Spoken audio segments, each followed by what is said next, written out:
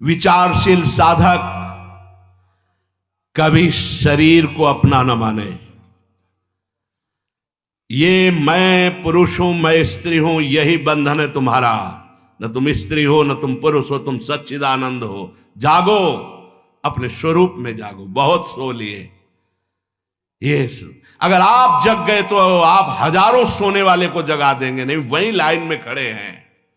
काहे के लिए? इतने ही बन करके साधारण पार्थिव वस्तुओं से दुख मिटाना चाहते हैं, साधारण माइक वस्तुओं से सुख भोगना चाहते हैं। कितने दैन्य हो गए हो, कितने हीन हो गए हो।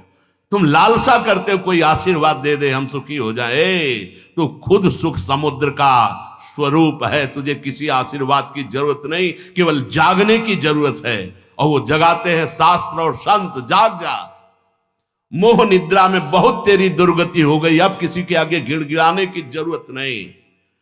अगर तू सत्य का बोध रखने वाला है तो कोई दंभ और पाखंड तुझे फंसा नहीं सकता।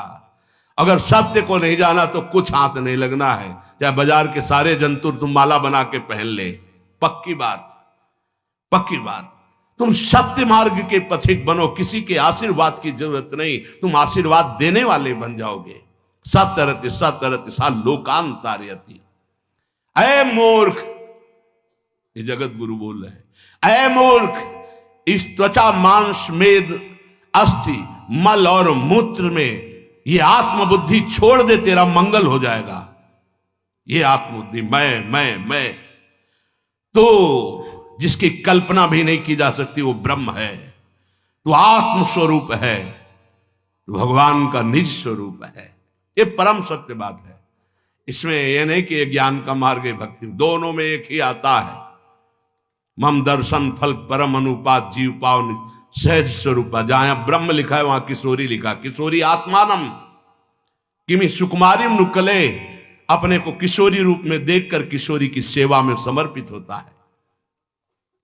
चाहे जितना शास्त्रीय विद्वान हो, जब तक देह को मैं मानता है, इंद्रियों के भोगों में सुख मानता है, तब तक वो घोर अज्ञानी है। चाहे शास्त्रों का पारदर्शी विद्वान क्यों ना हो, चारों वेद कंठस्थ क्यों ना हो, वो कभी माया से मुक्त नहीं हो सकता।